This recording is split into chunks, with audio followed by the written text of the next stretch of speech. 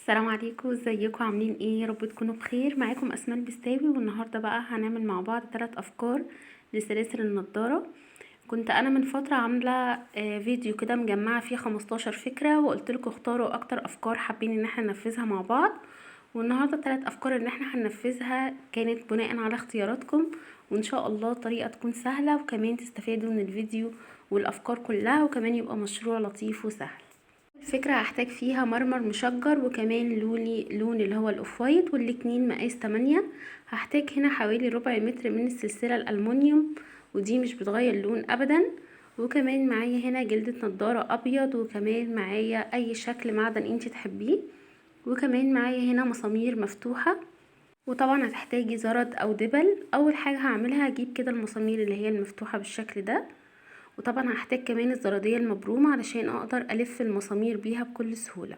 اول حاجة هعملها هاخد كده مسمار مفتوح، وهبتدي احط فيه خرزة واحدة بس.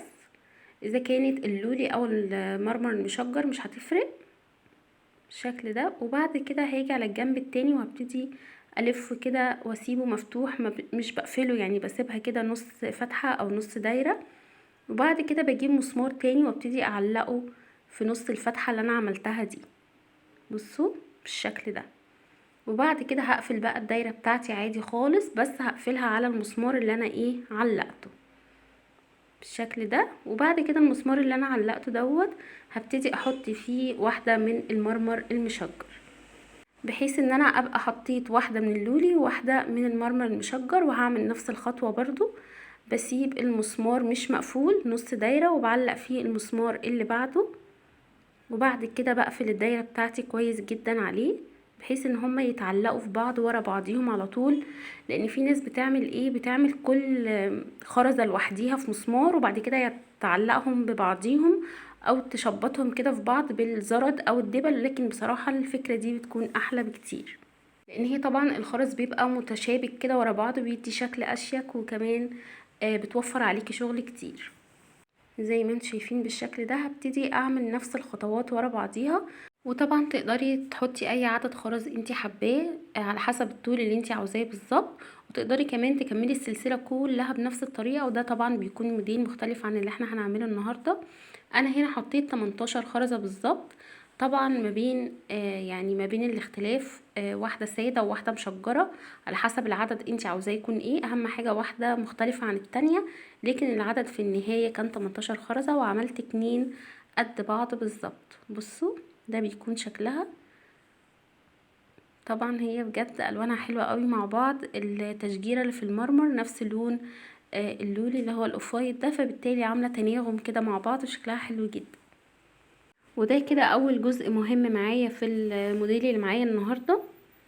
وبعد كده معايا هنا السلسله دي طبعا نوعها مش بيغير لون ابدا، عشان كده لو تلاحظي المفروض الشغل اللي بيكون الذهبي لازم تستخدمي فيه حاجات مش بتغير لون ابدا زي الالومنيوم. بعد كده بجيب خرزة واحدة ومسمار مقفول او مسمار مقطر، وببتدي احط كده الخرزة والفها. وبعد كده هفتح كده زردة وهعلق فيها اللولاية اللي انا برمتها دي في المسمار، وكمان هعلق معاها الشكل المعدن. طبعا دي خطوة اختيارية لكن بتدي شكل حلو جدا. وبعد كده هاجي في نص السلسلة بالظبط وهبتدي اعلق فيها الزردة باللولاية والشكل المعدن كده. وهتشوفوا في النهاية دلوقتي شكلها بيكون عامل ايه بالظبط. بتدي بس شكل لطيف كده في الاخر، بتكون حلوة قوي، بحيث ان هي تبقى في النص كده. تمام. بعد كده هاجي بقى على السلسلة من الجنبين وهبتدي اعلقها في اللولي اللي انا عملته دلوقتي بالمسامير. باخد كده جنب من السلسلة بالزردة، وبعد كده بعلقه في المسمار المفتوح اللي انا عاملة فيه اللولي بالشكل ده. وبقفلها طبعا كويس جدا علشان ما تفلتش او كل الكلام ده، لازم تضغطيها وتقفليها كويس جدا. وهاجي على الجنب التاني وهعمل نفس الخطوة بالظبط، بحيث ان تبقى بقية السلسلة بالشكل ده. اولها كده اللولي اللي احنا عاملينه، واخرها السلسلة اللي احنا عملناها دلوقتي مع بعض. وبعد كده هبتدي افتح زردة واعلق فيها الجلدة بتاعة النضارة. وبعد كده هعلقها برضو في الناحية التانية من المسمار المفتوح معايا. وطبعا زي ما انتم ملاحظين الجلده برضو بتاعت النضاره في منها الاسود وفي منها الابيض على فضي وعلى ذهبي، فبالتالي يستحب يعني ان انتي تختاري الالوان بتاعتها تبقى لايقه جدا مع السلسله، بحيث يبقى في تناغم برضو يكون كلها شكلها حلو. بصوا ده بيكون شكلها، بتكون حلوة جدا جدا في اللبس وشيك قوي، وكمان مناسبة جدا للشتاء والوانه الدافية بيكون حلو جدا. وطبعا تقدري تغيري الالوان بتاعتها زي ما تحبي. بصوا بقى شكلها بيكون شيك جدا وحلو قوي ازاي. بتمنى تكون الفكرة وصلت بتاعت السلسلة او الشكل اللي انا عاملاه في السلسلة، هو شكل جمالي بس بيدي شكل حلو وشيك، بس تميزي شغلك كده بيكون شكله حلو قوي. تمام كده، وده كده اول موديل معانا. يلا بينا نشوف الموديل التاني، وبرضو طلبتوه مني في التعليقات. اول حاجه معايا هنا المواسير الاكريليك. طبعا المواسير الاكريليك دي في منها الوان كتيره جدا، بتختاري اللون اللي انت عاوزاه. انا معايا هنا 4، وكمان معايا ده خرز بلاستيك بيبقى لونه ذهبي كده، بيتباع برضو بالوزن. ومعايا هنا حوالي نص متر من السلسله الذهبي رفيعه. وكمان معايا هنا حجر كسر، ده الحجر ذات نفسه مش بلاستيك او اكريليك. وكمان معايا هنا لولي اسمر مقاس 8. وطبعا معايا الجلدة بتاعت النضارة، وطبعا انا هنا هعملها بالخيط مش بمسامير ولا اي حاجة. اول حاجة هعملها هاجي هنا على طرف من اطراف الخيط اي واحد فيهم، وهبتدي اقفله بالحباسة عادي جدا. طبعا الخطوة دي احنا شفناها مع بعض كتير. الفرق هنا بس ان انا بحط 2 ستوب مش واحد بس، بحيث ان هو يمسك كويس جدا جدا جدا، واضمن ان هي متفلتش ولا اي حاجة. بصوا بالشكل ده. وبعد كده بقص الخيط الزيادة وبقفل الحباسة كويس جدا، وباجي على الطرف التاني وابتدي اشتغل طرف الخيط التاني اللي انا ما عملتش فيه اي حاجة. بحط هنا واحدة من الخرز اللي هو الذهبي ده، وبعد كده واحدة لولاية سمراء، وبعد كده بحط الماسورة الاكريليك، وبعد كده هحط كمان لولاية سمراء، وكمان واحدة من اللولي اللي هو الذهبي البلاستيك ده. طبعا انا حطيت اللون الاسمر هنا علشان يطفي شوية من اللون الاخضر، لانه كان فاقع جدا لكن برضو كان شكله حلو قوي.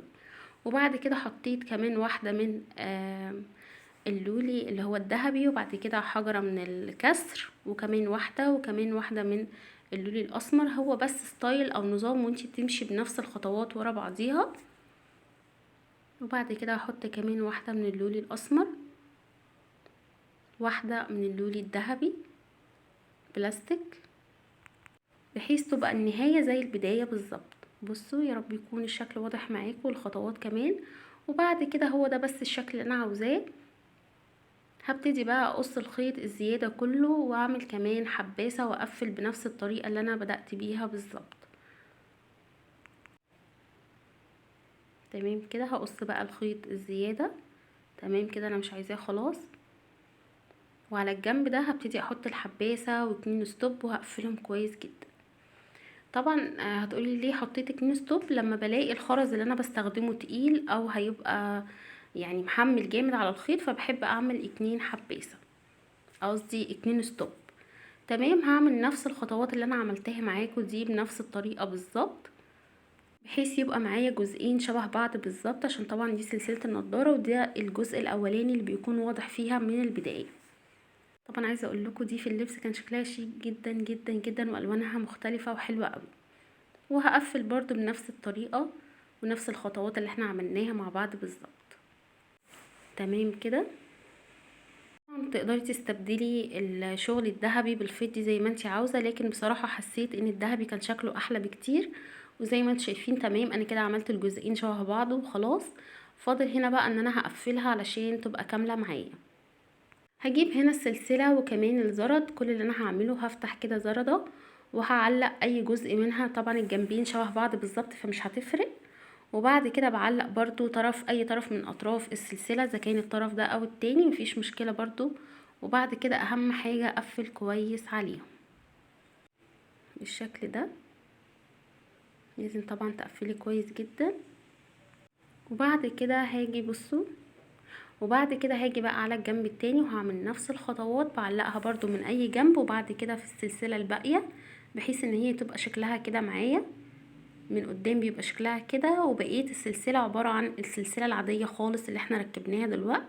بعد كده هعلق برضو الجلدة بتاعت السلسلة لاحظتوا هنا برضو انا عاملاها اسود في ذهبي بحيث برضو يبقى فيه نسبة وتناسب والوان كده متناغمة مع بعض وشكلها حلو. يعني لو عملتيها مثلا فضي او ابيض تهيألي مش هتبقى لطيفة خالص.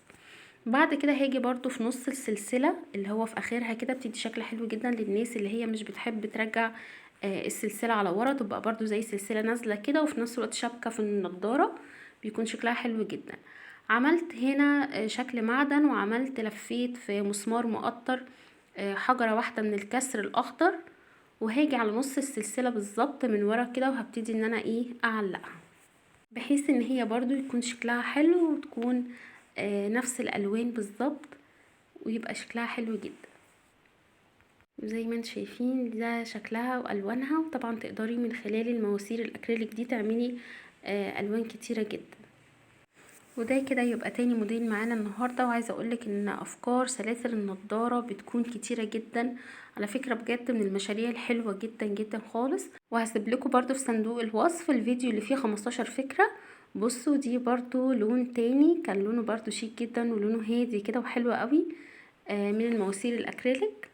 عملت اللون اللي هو الروز بحيث طبعا الاذواق طبعا بتختلف من حد لحد، فتبقى براحتك وتبقي عامله برضو التشكيله والوان كتيره متغيره على حسب الاذواق اللي انت بتتعاملي معاها، او لو بتودي المحل او حاجه يبقى عنده تشكيله والوان كتيره، متبقاش حاجه ثابته بشكل واحد. بصوا بقى شكلها حلو جدا ازاي، والوانها كمان مختلفه عن بعضيها خالص وحلوه قوي. الفكرة بس ان انا بدلت اللولي الاسمر باللولي الابيض، وحطيت كمان معاه رابر ابيض. نيجي هنا على تالت فكرة واخر فكرة معانا هنا الرابر، وكمان معايا لولي ابيض او اوفايت، معايا جلدة من الابيض، وكمان نفس الذهب اللي انا استخدمته من شوية لكن فضي، اللي هو اللولي البلاستيك بيتباع بالوزن، ومعايا كمان سلسلة فضي.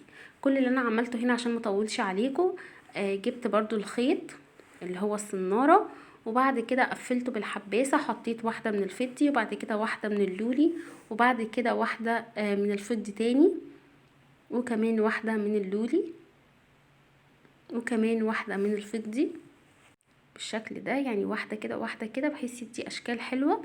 وبعد كده الرابر معايا هعد هنا حوالي 10 وحدات منهم، طبعا الوان عشوائية ومختلفة زي ما تحطي مفيش مشكلة خالص.